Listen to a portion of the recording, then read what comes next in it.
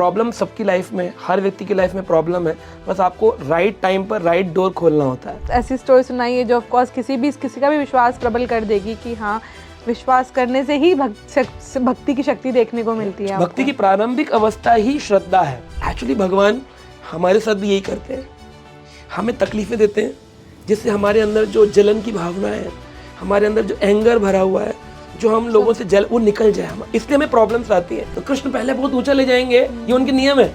तो जब भी आप ऊंचे जा रहे हो, दुनिया आपके पीछे हो, तो आपको थोड़ा याद रखना चाहिए, कहीं मैं तृणाव्रत तो नहीं बना रहे भगवान मुझे, कहीं मुझे ऊपर लेकर नीचे पटकी तो नहीं मारने वाले। तो जब हम ऐसी भक्ति की और गॉड की जो मिरेकल्स की बात करते हैं, तो कर्म का कहाँ पे रोल रह जाता है फिर?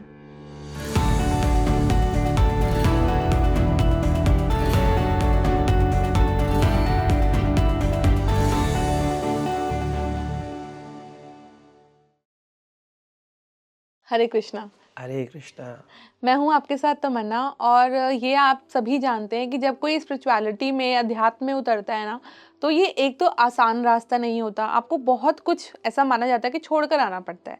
आप अपनी लाइफ में अगर थोड़ा सा चेंज, बहुत बड़ा चेंज है खैर ये आपकी लाइफ का, अगर ये चेंज आप एक्सेप्ट करते हैं तो आपको बहुत कुछ पीछे छोड़ना पड़ता है। क्या वाकई में ऐसा होता है, और कौन सी ऐसी फोर्स होती है जो आपको स्पिरिचुअलिटी पे लेकर जाना चाहती है? इस पर बात करने के लिए मेरे साथ आज मौजूद हैं Prashant Mukund Prabhu ji. Hare Krishna. Hare Krishna Prabhu ji. Thank you for calling me. Thank you for joining us. मैं आपसे जैसे हम ऑफ द कैमरा बात कर रहे थे कि आपकी जो स्पिरिचुअल जर्नी थी, दैट इज कुछ, इसके पीछे भी एक स्टोरी है।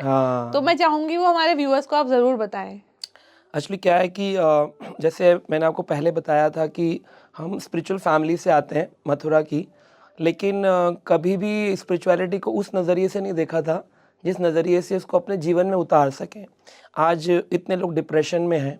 लास्ट ईयर मैंने सुना 2024 में 4200 पीपल अंडरगॉन, 4200 लोगों ने अपने फैमिली प्रॉब्लम्स के कारण। तो लोग उस ऑप्शन को तो चुनते हैं, लेकिन इस ऑप्शन को नहीं चुनते। सो प्रॉब्लम सबकी लाइफ में, हर व्यक्ति की लाइफ में प्रॉब्लम है, बस आपको राइट टाइम पर राइट डोर खोलना होता है। आप किसी रॉन्ग डोर पर पुश करते हैं और जब खुलता नहीं है तो आप डिप्रेशन में गलत स्टेप उठा लेते हैं, जिसके कारण आप अपनी लाइफ को एंड अप करते हैं। ये भी नहीं सोचते कि हमारे जो बच्चे हैं, हमारा जो परिवार है, वो किसके ऊपर निर्भर रहेगा। अब हर बच्चे की अपने पेरेंट्स की रिक्वायरमेंट होती है। तो यही सब चीज़ें देख कर के जब ईयर 2000 में मैं कॉलेज में था और मैं मीडिया में काम किया करता था, मैंने मीडिया इंडस्ट्री को बहुत क्लोज से देखा। बहुत सारे हम शूट्स किया करते थे, दूरदर्शन पे काम करते थे, सब टीवी के लिए काम करते थे, और मैं थिएटर बैकग्राउंड से था और साइंस भी पढ़ रहा था एज एन एकेडमिकली। तो पेरेंट्स ने कहा भी साइंस पढ़ो, फार्मा पढ़ो। मैंने फार्मा रिसर्च में गया, लेकिन जब रिसर्च कर रहा था तो होता है हर एक की लाइफ में कुछ ना कुछ स्ट्रगल टाइम आता है। तो मेरे एक फ्रेंड ने मुझे बहुत स्ट्रांग धोखा दिया और उससे ऐसा पेन हुआ मुझे, मतलब मुझे लगा कि भाई एक दोस्त जो अपने आप को कहता है कि हम जोली हैं, हम दोनों साथ रहेंगे, साथ में काम करेंगे, वो व्यक्ति कैसे ऐसे चीट कर सकता है। तो उस टाइम पर मैं ऐसा वो डोर ढूंढ रहा था जो खुल जाए और मुझे कुछ हैप्पीनेस मिल जाए। तो मुझे एक डिवोटी मिले और उन्होंने बोला कि आप ये भगवत गीता पढ़ो। तो मैंने भगवत गीता तो ले लिया और मैंने कहा ये कौन सी नई किताब है, ये तो मेरे घर में, क्योंकि हम ब्राह्मण्स हैं, गीता तो घर में हमारे सालों साल से हमारे घर में सब गीता पढ़ते, श्लोक जानते हैं। एक श्लोक जानना, एक श्लोक को अपने जीवन में अपनाना, ये दो अलग पॉइंट है। मुझे दिल्ली यूनिवर्सिटी में ऐसे बहुत सारे प्रोफेसर्स मिले जिनको गीता के श्लोक कंठस्थ है, बट एप्लीकेशन पे कुछ भी नहीं है, एप्लीकेशन नहीं है, और वो लोग खुद डिप्रेशन में होते हैं। मैं ऐसे डॉक्टर्स को जानता हूँ जो साइकेट्रिस्ट हैं, साइकोलॉजिस्ट हैं, जो रोज़ पेशेंट को ट्रीट करते हैं, लेकिन वो शाम को मेरे सत्संग में आते हैं और मुझे कहते हैं प्रभु जी थोड़ा रिलैक्सेशन करो। सुबह से साइकेट्रिक पेशेंट को देखते देखते हमारी साइकेट्री खराब हो गई है। तो वहाँ पर वो टूल अप्लाई तो कर लेते दूसरों के लिए, लेकिन अपने लिए अप्लाई नहीं कर पाते। तो ये जो है ना, मैंने गीता सुनी थी अपने घर में, लेकिन उसको अप्लाई करना मैंने इस्कॉन में सीखा कि उसको एप्लीकेशन में कैसे लाना है। और वो जब एप्लीकेशन में आया, उसके बाद भी मैंने पूरा कंप्लीटली सरेंडर नहीं कर दिया, एक बार में तो होता नहीं है। मैं जॉब करता रहा और गीता पढ़ता रहा। एक दिन मुझे एक रशियन व्यक्ति मिले, उन्होंने मुझे बोला आप ये बुक पढ़ो। उस बुक का नाम था सेकंड चांस। मैं उस बुक में देखा कि भाई एक व्यक्ति की स्टोरी है जो कि अपने जीवन में पहले ब्राह्मण था, अजामिल। 25 साल की उम्र तक वो ब्राह्मण रहा। 25 साल की उम्र के बाद में उसका संबंध किसी और स्त्री से हो गया, और उस स्त्री के कारण उसने अपनी जो मैरिड वाइफ थी ना, उसको छोड़ दिया, अपने बच्चों को छोड़ दिया, और उस लेडी के लिए उसने चीटिंग करी, डेकॉइट बन गया, उसने छीना झपटी लूट कपट जो कर सकता था किया। 88 साल की उम्र तक, 88 ईयर्स की उम्र तक उस व्यक्ति ने चीटिंग करी और पूरा जो एक ब्राह्मण फैमिली का था उसने सब विपरीत कार्य किए। और 88 पे उसका एक छोटा बच्चा था, उसका नाम उसने रखा नारायण, जो कि 1 साल का था, क्रॉल करता था। अब अपने बच्चे को पुकारता था नारायण नारायण नारायण नारायण। उसका एंड टाइम आ गया, आखिरी वक्त। तो आखिरी वक्त में 3 यमदूत लेने के लिए आए। और क्योंकि 3 ही क्यों आते हैं, क्योंकि हमारे जो मनसा वाचा कर्मणा, मन से, वचन से और कर्म से जो हम पाप करते हैं, उन 3 के लिए 3 यमदूत आते हैं निकालने आत्मा को शरीर से। तो उसको निकालने लगे, तभी उसने बहुत जोर से चिल्लाया नारायण। नारायण शब्द बोलने से 4 विष्णुदूत आ गए, क्योंकि उसने 4 अक्षर भगवान के बोले, न र यण। इन 4 विष्णुदूत आ गए और दोनों का कन्वर्सेशन हुआ। And that is a book called second chance, कि उसको दूसरा चांस दिया गया। उस कन्वर्सेशन में उन्होंने बोला ये तो पापी है, ये हम लोग जाएगा। विष्णुदूत कहते नहीं नहीं, ये हम लोग क्यों जाएगा, क्योंकि इसने तो भगवान का नाम लिया है, ये भगवान के धाम जाएगा।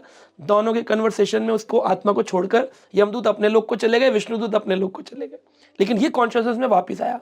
आपने सुना होगा ना कि किसी की मृत्यु और कुछ समय बाद वो वापस हो गए। वापस आ जाते हैं। तो जब चेतना में वापस आया, ये घबरा गया वो इंसिडेंट देख करके कि भाई ये कौन थे, अगर मैं पाप जो मैंने किए उसके लिए तो मैं यमलोक जाने वाला हूं।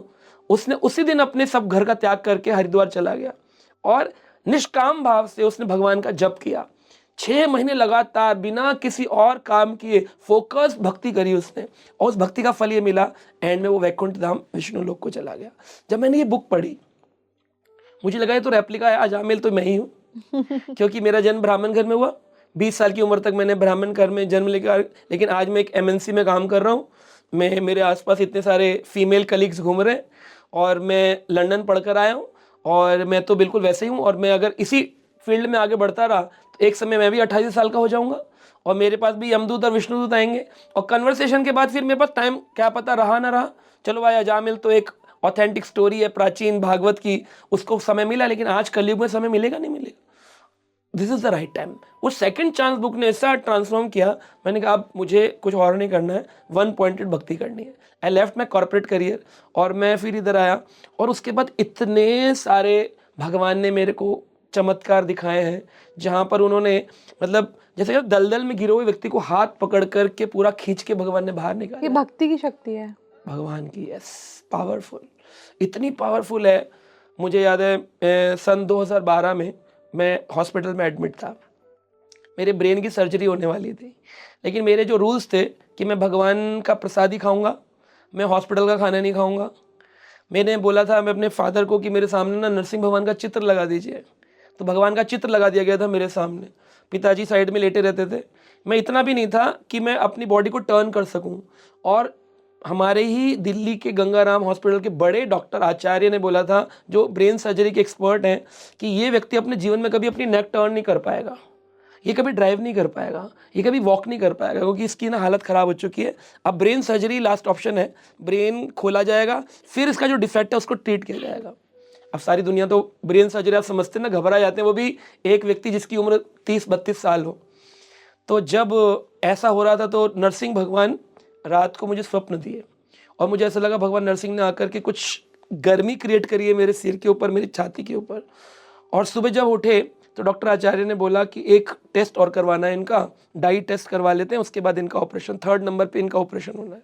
OT की डेट फाइनल है, OT के पैसे जमा हो चुके हैं। और जब वो टेस्ट हो रहा है तो पता चल रहा है जिस डिफेक्ट से मैं पिछले 1 महीने से हॉस्पिटल में था, वो डिफेक्ट खत्म हो चुका है, देयर इज नो डिफेक्ट। उन्होंने पैसे वापस किए, मुझे सेम डेट पर डिस्चार्ज दिया गया और ये बोला गया कि थोड़ा ख्याल रखना। लेकिन मैंने कोई ख्याल नहीं रखा, मैं भगवान का नाम करता रहा। मैं पूरी दुनिया ट्रैवल करता हूँ, अकेले जाता हूँ, ऑस्ट्रेलिया, दुबई, मुझे कोई प्रॉब्लम नहीं होती। मैं कार ड्राइव कर सकता हूँ, मैं वॉक कर सकता हूँ, मैं रन कर सकता हूँ। There is no struggle in my life. इतने बड़े डिसीज को ऐसे करके ख़त्म कर देना कौन कर सकता है? भगवान की एक शक्ति, उसका नाम है अघटन घटन पट्यसी। जो असंभवित है उस संभवित कर देना केवल कृष्ण की शक्ति है। पूरे संसार में किसी भगवान, किसी देवता के पास वो शक्ति नहीं है। और ऐसा एक नहीं है, मैं अगर सुनाने बैठूं तो आपके पॉडकास्ट का ½ एन आवर सिर्फ मेरे इंसिडेंट्स में खत्म हो मतलब जाए। ऑफ कोर्स मैं मतलब काफी आपने ऐसी स्टोरी सुनाई है जो ऑफ कोर्स किसी का भी विश्वास प्रबल कर देगी कि हाँ, विश्वास करने से ही भक्ति की शक्ति देखने को मिलती है। भक्ति की प्रारंभिक अवस्था ही श्रद्धा है। जैसे मैं आपको एक इंसिडेंट बताता हूँ। एक रोप के ऊपर एक व्यक्ति चमत्कार दिखाते हैं ना, वो बैलेंसिंग करते हैं, लाठी लेकर चलते हैं, है ना। तो वो दिखा रहा था और लाठी लेकर चल रहा था, लोग तालियां बजा रहे थे। उसके बाद थोड़ी देर बाद उसने बोला कि मैं ना अब मंकीज को लेकर चलूंगा। तो उसने एक साइड एक मंकी रखा, एक साइड एक मंकी रखा, और मंकीज को लेकर उसने बैलेंस करके रस्सी पर चला। और जब लोगों ने बोला कि वाह अमेजिंग, ऐसा तो आज तक देखा ही नहीं, मंकीज लेकर के कोई रोप के ऊपर चलता है, वाह ग्रेट, नीचे लोग तालियां बजा रहे थे। तब उसने बोला कि क्या आप लोगों को विश्वास है कि मैं इससे भी बड़ी चीज को लेकर के चल सकता हूँ? बोले यस, हमें तुम पर विश्वास है, तुम चल सकते हो। तो उसने कहा ठीक है, आप में से कौन 2 लोग हैं जो मेरे कंधे पर बैठकर इस रस्सी के ऊपर क्रॉस होंगे? एक भी व्यक्ति नहीं आया। तो उन्होंने बोला क्योंकि आपको विश्वास तो है लेकिन मुझ पर भरोसा नहीं है। तो जब ये विश्वास और भरोसा, ये दोनों चीजें मिलती है ना, तब जाके वो श्रद्धा बनती है। तो श्रद्धा केवल होती है, हमने सुना होता है हाँ भगवान है, कृपा करते हैं, लेकिन भरोसा नहीं है कि करेंगे ही। अगर लोगों को भरोसा होता कि व्यक्ति रस्सी पार कर सकता है तो कोई भी वॉलंटियर कर सकता था, लेकिन किसी ने भी नहीं किया। तो हमें भगवान पर विश्वास तो है, भरोसा नहीं। नहीं है। राइट, आप आए सामने बैठे हैं तो मुझे लगता है कि हम आपसे कुछ ऐसी स्टोरीज पर भी बात करें, क्योंकि गीता और ये सतयुग की द्वापर युग की कहानियाँ जो हैं, मैथोलॉजी स्टोरीज जो हैं, ये लोगों को सुनने में बहुत मज़ा आता है और मेरे को लगता है जानना ज़रूरी भी है। अपने कल्चर से जुड़ने के लिए आपको जाननी भी चाहिए। जी। तो मैं कुछ जानना चाहूँगी, आपके पास कोई ऐसी स्टोरी हो जो हमारे व्यूअर्स के लिए जो एक लेसन भी देती हो, एक शिक्षा भी देती हो? बहुत सारी स्टोरीज हैं। भगवान कृष्ण ने अपने जीवन काल में जितने भी असुरों का वध किया, उस सब के ऊपर हमारे आचार्यों ने बहुत सारी पुस्तक लिखी हैं। एंड मेरे कोई भी आप वीडियो देखेंगे ना, बिना टीचिंग्स के हम केवल लीला नहीं सुनाते भगवान की, और क्योंकि भगवान करते भी नहीं है, हर लीला के पीछे कोई ना कोई टीचिंग होती है। राइट, जैसे कि हम ऑफ द स्क्रीन चर्चा कर रहे थे कालिया नाग के बारे में। कालियानाग की। राइट, कालिया नाग जो था उसके 101 हुड्स थे, 101 फन। और वो कहाँ से आया था? रमणक द्वीप से आया था। रमणक द्वीप कहाँ है? इस समय अगर आप बात करें तो ऑस्ट्रेलिया के पास एक जगह है फिजी। उस फिजी के आज भी एक पर्वत है, उस पर्वत पर से अगर कोई गुजरता है तो कहते हैं बर्ड्स भी उसके अंदर गिर जाती हैं। इतना वहाँ पर बहुत ही ज़्यादा स्मोकी एरिया है। नीचे रिवर है, रिवर के ऊपर स्मोक निकलता है और वो फिजी का पहाड़ बुलाते हैं। ओके, तो वहां पर जब इस्कॉन के आचार्य ने पहला मंदिर बनाया ना, उस मंदिर का नाम रखा कालिया कृष्ण मंदिर। तो प्रभुपाद जी ने कहा कि कालिया जो था ना, वो वृंदावन से फिजी में रह रहा है इस समय, और आया भी फिजी से था। तो फिजी का नाम शास्त्रों में रमणक द्वीप बताया गया है। रमणक द्वीप से वो कालिया नाग तैरता तैरता समुद्र के किनारे नदियों में आया और नदियों के किनारे वो वृंदावन पहुंच गया। इतना पावरफुल था कि आसपास के जितने भी पेड़ थे वो सब जल गए थे, सब जलकर खत्म हो जाते थे। और ऊपर से कोई बर्ड फ्लाई करती थी, वो भी अंदर डिप हो जाती थी कि भाई इतना स्मोक निकलता था, इतना जहरीला धुआं निकलता था। तो वहां पर हम देखते हैं कि एक पेड़ था, जिस पेड़ पर चढ़कर भगवान कृष्ण ने जंप मारी और अंदर उनकी गेंद गिर गई थी, उसको निकालने के लिए कृष्ण अंदर गए। तो प्रश्न ये उठता है कि वो पेड़ कैसे विराजमान रहा? जब सब कुछ ही जल जाता था तो वो पेड़ कैसे विराजमान रहा? तो इसमें आप देखेंगे लिंकिंग स्टोरीज होती हैं। तो अभी कुंभ मेला चल रहा है इस समय, तो हम कुंभ मेले में देखते हैं कि कुंभ जो था, जब समुद्र मंथन हुआ तो उसमें धन्वंतरी भगवान, जो कि आयुर्वेद के बड़े आचार्य हुए भगवान धन्वंतरी, एक कलश लेके निकले कुंभ, जिसमें अमृत था। तो भगवान ने बोला असुरों को दूंगा और देवताओं को भी दूंगा बराबर बराबर। लेकिन असुर तो थे वो थोड़ा इरिटेट हुए, उन्होंने भगवान से छीन लिया। तो भगवान ने गरुण देव को बोला, गरुण तुम जाओ और जाकर के इनसे ले लो। तो गरुण उड़ते उड़ते गए, उन्होंने वो कुंभ ले लिया और वो कुंभ 4 स्थानों पर गिर गया, जैसे हम जानते हैं हरिद्वार, नासिक, उज्जैन और आपके प्रयागराज में। तो लेकिन जब गरुण उड़े तो सबसे पहले जाकर के वृंदावन के उसी पेड़ के ऊपर बैठे थे, 2 बूंद उस पर भी गिरी थी। इस कारण से वो वृंदावन का जो वृक्ष है ना, जहाँ पर कालिया दमन लीला हुई, वो वृक्ष आज भी विराजमान है हमारे वृंदावन में। वो वृक्ष आज भी विराजमान, यानी कालिया का इम्पैक्ट उस कुंभ के अमृत के ऊपर नहीं हो पाया, जाकि सारे के सारे पौधे जल गए थे।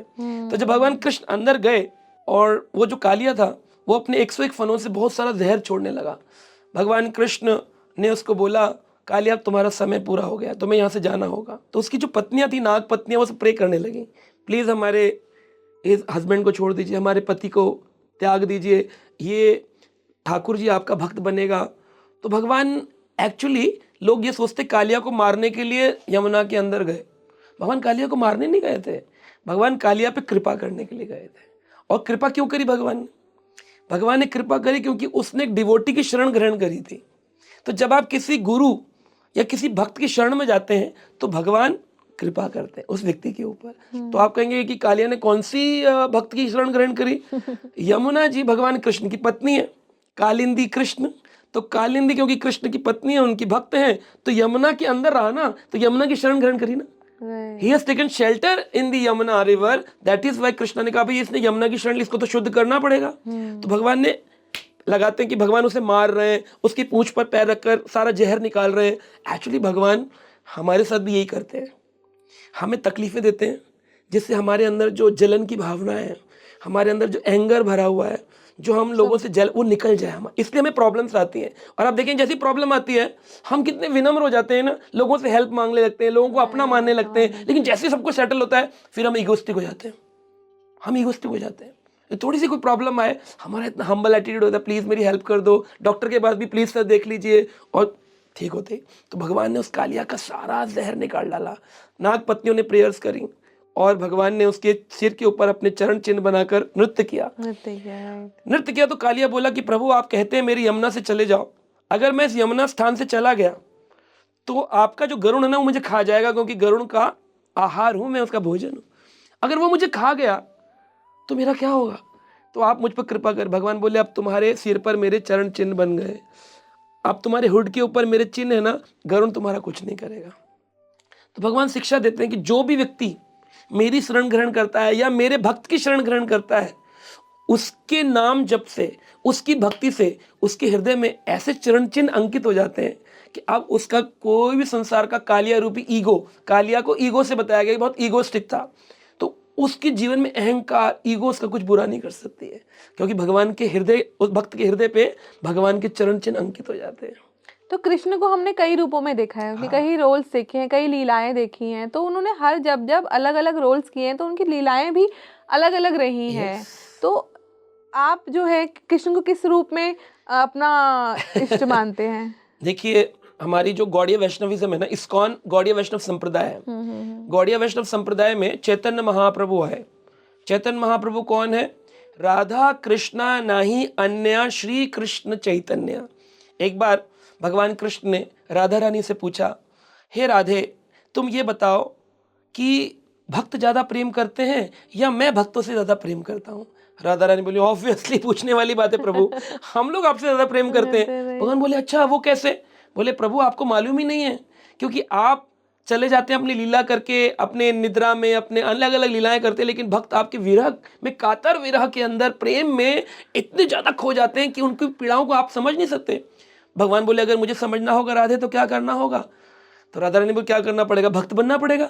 भगवान बोले ठीक है राधे तो मैं भक्त बनूंगा। राधा रानी बोली नहीं नहीं नहीं नहीं, आप भक्त मत बनना, क्योंकि अगर आप भक्त बनेंगे तो जो पीड़ाएं हमको होती हैं वो हमारे आराध्य को भी होंगी, तो हम नहीं चाहते कि हमारे प्रिय श्री कृष्ण को पीड़ाएं हों। अब तो कृष्ण ने जिद पकड़ ली, मैं तो भक्त बनूंगा, मैं तो भक्त बनूंगा, और राधा रानी तुम्हारा ही रूप लूंगा। तो भगवान कृष्ण ने इस कलयुग के आज से 500 साल पहले एक जगह है, उसका नाम है नवद्वीप, बंगाल में।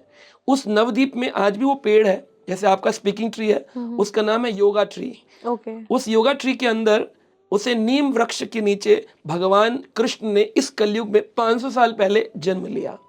और भगवान कृष्ण ने किसका रूप लिया? राधा रानी का। तो गोरे रंग के कृष्ण है, इसलिए उनका नाम है गौर। यह है गौर सिटी, आपने सुना दिल्ली में, तो गौर भगवान चैतन्य का नाम है। गो से गोविंद, रा से राधा, गोविंद और राधा जब मिल गए तो बन गया गौर। तो नवद्वीप में गौर गौर गौर गौर बोलते हैं लोग, सारे के सारे लोग गौर नाम जप करते हैं, और वहीं से गौर सिटी नाम उठाया गया। गौर भगवान का नाम है, चैतन्य महाप्रभु। उन चैतन्य महाप्रभु ने ऐसी लीला करी, इतनी सारी लीलाएं करी, भक्तों को शिक्षाएं दी हैं, इतनी सारी लीलाएं, जैसी लीलाएं कृष्ण ने करी वही लीलाएं चैतन्य महाप्रभु ने करी। कि किसी के घर चले जाएंगे और घर जाकर के भोजन खा लेंगे उसका, और वो बोलेगा अरे निमाई तुमने मेरा भोजन झूठा कर दिया, तो उसको अपना विष्णु रूप दिखाएंगे, कहेंगे देखो तुमने तो मुझे को भोग लगाया, और जब मैं खाने आता हूँ तो तुम कहते हो कि मेरा निमाई तुमने भोजन खा लिया। तुम डबल रोल करते हो, एक तरफ मुझे बुलाते हो, फिर कहते किसी को बताना मत कि मैंने तुम्हें अपने विष्णु रूप में अपने दर्शन दिए। तो ठाकुर जी ऐसी विभिन्न विभिन्न लीलाएं करते हैं, तो हर लीला के पीछे कुछ कारण होता है। तो चैतन्य महाप्रभु क्योंकि गौड़ीय वैष्णविज्म, तो गौड़िया नहीं एक्चुअली गौरिया नाम है।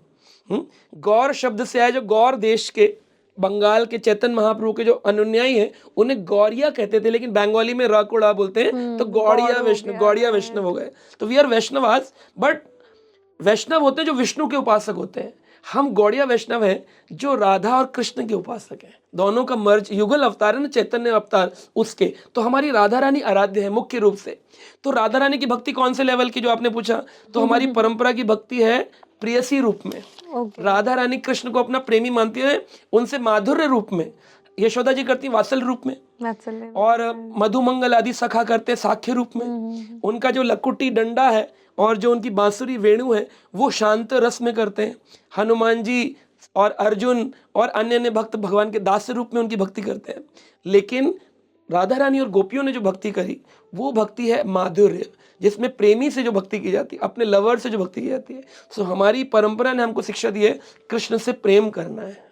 तो हम लोग कृष्ण को अपना आराध्य मानते हैं, भगवान रूप में नहीं, प्रेमी रूप में। इतना प्रेम करना, इतना प्रेम करना, जैसे एक स्त्री अपने पुरुष के लिए सब कुछ करती है, ऐसे कृष्ण के लिए अपना सब कुछ करना है।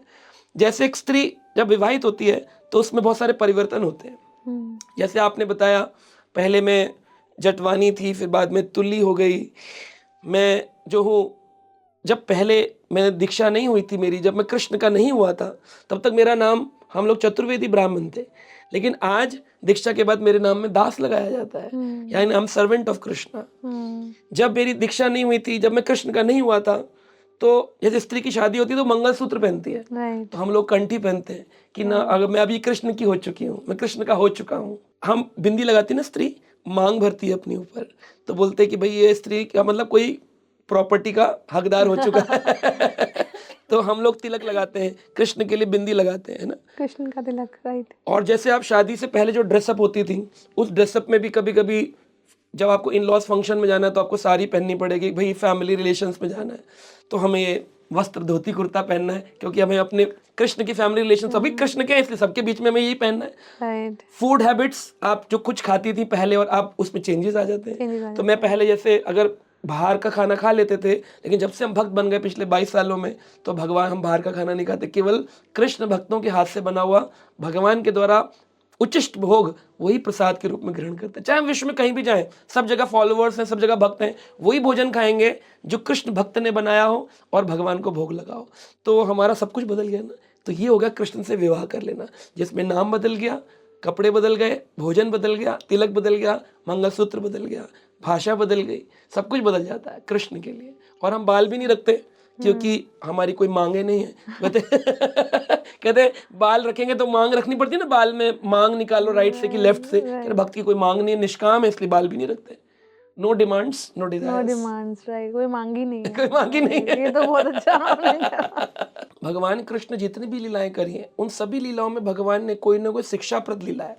जैसे आप देखें, तृणाव्रत नाम की एक लीला आती है। तृणाव्रत लीला में क्या हुआ कि एक टॉर्नेडो आया था, तो यशोदा जी कृष्ण को 2 महीने के कृष्ण हैं, 2 महीने के, और वह सच्चिदानंद भगवान को उछाल रही थी, है ना। जब ऊपर उछाल रही थी यशोदा जी, बड़े हल्के थे कृष्ण। भगवान कृष्ण में, जैसे कहते हैं हनुमान जी में अष्ट सिद्धि नवनिधि के दाता, लेकिन भगवान कृष्ण में 18 सिद्धियां हैं। कलाएं कहते हैं ना, उनकी कलाएं तो 16 हैं, लेकिन सिद्धि 18 है। और भगवान कृष्ण के भक्तों में भी 18 सिद्धियां होती हैं। और भगवान में सहस्त्र शक्तियां, 1000 शक्तियां ठाकुर जी के अंदर। और संसार में कोई बड़े से बड़ा योगी हो, उसमें कुछ 10 शक्ति होंगी, 50 शक्ति होंगी। भगवान कृष्ण में 1000 सहस्त्र शक्ति, सहस्त्र शीर्षा पुरुषा, भगवान में सहस्त्र शक्तियां भरी हुई हैं उनके अंदर। और उन्होंने क्या किया, अपनी 18 उससे भगवान अपने को हल्का बना दिए, और यशोदा जी जोर जोर से उछालने लगी, और एकदम से फिर अपने को भारी कर दिए। जब बहुत भारी कर दिए तो कृष्ण के मन में आया, अरे मैया बस इतने ही उछाल रही हो, मुझे तो बहुत बड़े जाइंट व्हील में जाना है, ऊंचे झूले में जाना है। अब द्वापर युग में झूला कहाँ से है? तो कृष्ण को पता है कि एक असुर जो कि कंस के द्वारा भेजा गया है टॉर्नेडो फॉर्म में, वो आएगा साइक्लोन के रूप में, कृष्ण को उठाकर खाने आया है, मारने आया है। तो भगवान कृष्ण ने पहले अपने को हल्का किया था, अब भारी किया। यशोदा बोली, अरे बड़ा भारी हो गया लाला, जमीन पर रख दिया। जब जमीन पर रख दिया, बहुत भारी थे कृष्ण, तो अब भारी हो गए, अब भारी थे तो टॉर्नेडो उठा नहीं सकता, फिर अपने को हल्का कर दिया। इतना हल्का जैसे पत्ते उड़ते हैं जब हवा में साइक्लोन में, तो कृष्ण उड़ने लग गए। उसके साथ साथ उड़ते उड़ते उसने पकड़ लिया तृणाव्रत ने कृष्ण को बड़ी जोर से, और कहा मैं तुझे ले जाऊंगा मथुरा में, मार डालूंगा। तो भगवान कृष्ण ने पहले अपने शरीर को इतना हल्का बनाया कि वो टॉर्नेडो रूपी जो तृणाव्रत था ना, वो ऊंचा ऊंचा ऊंचा ऊंचा ऊंचा ऊंचा ऊंचा जाता रहा। और जब कृष्ण देखा बहुत ऊंचा निकल गया, तो उसकी गर्दन दबाने लग गए, और उसके प्राण, छोटे से बालक 2 महीने के, ये पकड़ लिया कंठ, और जोर से जमीन पर आकर गिरा। यशोदा जी बोली इतनी जोर का लगता है कोई पेड़ गिरा है। बाहर आके देखा तो कृष्ण भूमि पर मिट्टी में खेल रहे हैं और कुछ भी नहीं है वहां पर, बस एक असुर मरा पड़ा है। यशोदा जी घबरा गई। तो ये तो कृष्ण ने एक लीला करी। अब हमारे आचार्यों ने, श्रील भक्तिविनोद ठाकुर आदि ने इसमें टीचिंग्स दी है, लाइफ की टीचिंग्स है ना। कृष्ण लीला टीचिंग्स देती है लाइफ को। क्या टीचिंग है कि भगवान क्या करेंगे, कभी कभी किसी व्यक्ति को बहुत टॉप में ले जाएंगे और वो सोचेगा ये मेरे कारण है, my efforts are giving me results, कि मैं इतना ऊंचा व्यक्ति बन गया हूं, चाहे वो पॉम्प एंड शो हो, मनी वाइज हो, चाहे वो फेम हो, है ना, वो बड़ा बड़ा पॉपुलर हो रहा है, लोग कहेंगे वाह उसका रील्स वायरल हो रही है, ट्रेंडिंग हो रहा है, ये हो रहा है। कब वो ट्रोल हो जाएगा वो खुद भी नहीं जान वो खुद नहीं पाएगा। जान पाएगा। तो कृष्ण पहले बहुत ऊंचा ले जाएंगे, ये उनके नियम है। तो जब भी आप ऊंचे जा रहे हो, दुनिया आपके पीछे हो, तो आपको थोड़ा याद रखना चाहिए कहीं मैं तृणाव्रत तो नहीं बना रहे भगवान मुझे, कहीं मुझे ऊपर ले जाकर नीचे पटकी तो नहीं मारने वाले। तो पहले ऊपर ले जाएंगे, ऊपर ले जाएंगे, ऊपर ले जाएंगे, फिर धड़ाम से। कितने सारे बिजनेसमैन हैं जो पहले करोड़ों के व्यापारी थे, प्लेन्स उड़ रहे थे, ये हो रहा था, वो आज बैंकरप्ट हो गए। Right. So Krishna has his own plan. तो जब आप ऊपर उठते हैं तो ये तो फिक्स है कि भगवान आपको ऊपर उठा रहे हैं, लेकिन आप सस्टेन कर पाएंगे कि नहीं, ये आपके ऊपर है। हाँ, आप सस्टेन तभी कर सकते हैं जब आप अपना सारा क्रेडिट भगवान को देते हैं, अपने गुरुजनों को देते हैं, अपने सीनियर्स को देते हैं। जिस टाइम आप क्रेडिट को स्वयं रखने लग गए, बस आपके फॉल डाउन का टाइम चालू हो गया। तो जब हम ऐसी भक्ति की और गॉड की जो मिरेकल्स की बात करते हैं, तो कर्म का कहाँ पे रोल रह जाता है फिर? वेरी नाइस, बहुत अच्छा क्वेश्चन है आपका। कर्म का कहाँ पर रोल रहता है? देखिए 95% स्क्रिप्ट ना, जैसे आपके पास भी, आप तो पॉडकास्ट करती हैं, बहुत सारे एंकरिंग करती हैं, स्क्रिप्ट होती है, पहले क्वेश्चंस लिख लेते हैं, बोले हम इस पर चर्चा कर लेंगे, इस पर कर लेंगे, इस पर कर लेंगे। लेकिन कुछ चीज़ें ऑन द स्पॉट इम्प्रोवाइजेशन भी तो होता है, इम्प्रोवाइजेशन होता है। तो अगर 95% प्लान भी होगी, भाई ये कैंडिडेट आएंगे, इनका हमें आज इंटरव्यू करना है या पॉडकास्ट करना है, ये क्वेश्चंस हो सकते हैं, ये हो सकता है, लेकिन बहुत सारी चीज़ें इम्प्रोवाइज भी होती है। तो उसी प्रकार से भगवान ने हमारी जन्म के साथ ही सारी की सारी स्क्रिप्ट लिख करके पकड़ा दी, बोले ये इसकी स्क्रिप्ट है। लेकिन उस स्क्रिप्ट में इम्प्रोवाइजेशन का पार्ट रहता है। वो इम्प्रोवाइजेशन ही हमारे कर्मास होते हैं, जिससे हमारी अगली लाइफ बनती है। एग्जाम्पल मैं देता हूँ, किसी ने मुझे स्लैप किया, थप्पड़ मार दिया। अब मेरे पास दो ऑप्शन है कि मैं ये मानूं कि ये मेरे पूर्व जन्म के कर्म का प्रारब्ध है और मैं इसको सहन करके इसको निकाल दूं, या मैं इस एक्शन पर एक और रिएक्शन क्रिएट करूं। अगर मैंने रिएक्शन क्रिएट कर दिया, वो रिएक्शन घूमते घूमते घूमते घूमते घूमते कभी तो दोबारा आएगा ना। तो जब आएगा मैं कहूँगा, हे प्रभु मेरे जीवन में दुख क्यों आया? मैंने कभी वो एक्शन क्रिएट किया था, उसका रिएक्शन आज नहीं तो कल मिलने वाला है। तो अपनी लाइफ में ये प्लान करना चाहिए कि जो रिएक्शंस हैं वो भगवान ने फ्रीडम छोड़ी हुई है और जो होने वाला है वो फिक्स है। तो जो आपको, जैसे आप थप्पड़ की या किसी के स्लैप की बात कर रहे हैं, तो स्लैप किसी ने आपको मारा तो फिर तो उसके कर्म में ऐड ऑन हो गया ना, उसको चुकाने के लिए फिर आपको रोल लेकर प्ले नहीं, फिर नहीं लगा। अगर आप सहन कर गए, सहन कर गए, तो फिर प्रकृति आपको लीव कर देती है। तो आप प्लस में आ गए ना वहां, तो फिर तो उस प्लस को भी तो आपको चुकाना पड़ेगा। नहीं, भगवान अगर आप सहन करते हैं तो आप प्लस में नहीं आएंगे। हो सकता है ना वो पहले वाला प्लस को माइनस करने के लिए आया हो, पर प्रकृति ने उसको ऑप्शन दिया। जैसे बोलते थे, who will ring the bell in the cat's neck. तो भगवान हर व्यक्ति को ऑप्शन देते कि मारेगा कौन, उसके कर्म को लेगा कौन। जो ले लेता है वो उसका प्रॉब्लम है। ये व्यक्ति तो अपने कर्म से रिहा हो गया ना, इसने सहन कर लिया तो। लेकिन अगर इसने उस पर रिवेंजफुली टिट फॉर टैट एक्शन किया, ये बन गया कर्मा। इसलिए डिवोटीज कहते हैं विनम्र रहो, सहन करो, टॉलरेंट बनो। क्यों बोलते हैं शिक्षा है? क्योंकि कर्मक रिएक्शंस कटते हैं इससे। तो कहीं ना कहीं तो आपके टॉलरेंस पावर का एंड भी होता ही है। देखिए कृष्ण का भी हुआ था। नहीं, जितनी ज्यादा आप टॉलरेंस पावर रखेंगे उतनी जल्दी आप कार्मिक रिएक्शन से फ्री हो सकते हैं। ये शिक्षा है। हाँ, टॉलरेंस पावर का एंड होना चाहिए, लेकिन लीगली होना चाहिए। आप उसके एक्शन के पार्ट ना बने। जैसे मैं एक ब्राह्मण हूं, मान लीजिए, शास्त्र पढ़ता हूँ, शास्त्र बोलता हूँ। अब मुझे 4 गुंडों ने पकड़ लिया, तो मैं थोड़ा सा अपना डिफेंस के लिए इतना कर सकता हूँ, भाग-दौड़ कर सकता हूँ। लेकिन मैं ऐसा नहीं कर सकता मैं भी उनके जैसा बन जाऊं और निकाल कर तलवार मार दूं। मैं क्या करूंगा, 100 नंबर पे फोन करके पुलिस को बोलूंगा, तुम क्षत्रिय हो ना, यू हैंडल दिस पर्सन। तो मैं लीगली उसको फॉलो करूंगा, अपने हाथ में एक्शंस क्रिएट नहीं करूंगा। तो ये हमारे पास ऑप्शन भगवान ने दिया है कि मैं उस सिचुएशन में जो फिक्स्ड है डील कैसे करता हूं। तो fix situation is fixed, reaction is a free. Reaction आपका फ्री विल है। वही फ्री विल आपकी अगली कर्म को रिएक्शंस बनाती है। और अगर आपने वहां रिएक्शन गड़बड़ दे दिया तो आपका कर्म खराब हो गया। कर्म खराब हो गया, उसके लिए आपको इस आदमी कहता है तुम अपने कर्मों के खुद के नियंता होते हो, खुद इस कर्मों के निर्माता होते हो। You are the like creator of your own karmas. अपनी डेस्टिनी खुद बना सकते हो। यही डेस्टिनी बनती है। फिर ऐसे कर्म का जब हम बात करते हैं, फ्री विल की बात करते हैं, तब एस्ट्रोलॉजी का कोई रोल नहीं रह जाता? एस्ट्रोलॉजी का रोल है। मान लीजिए आपके कर्मा में कोई दुख लिखा हुआ है, एस्ट्रोलॉजर ने कहा कि आप ना रूबी पहन लो और आपके ना अब फिर कुछ नहीं होगा, तो आप 3 साल के लिए उसको डिले कर दोगे, लेकिन 3 साल बाद वो आएगा। हो सकता है इस लाइफ में आप डिले कर दो, अगली लाइफ में आएगा, लेकिन जो है वो आना ही है। आप डिले कर सकते हो, कट नहीं कर सकते हो।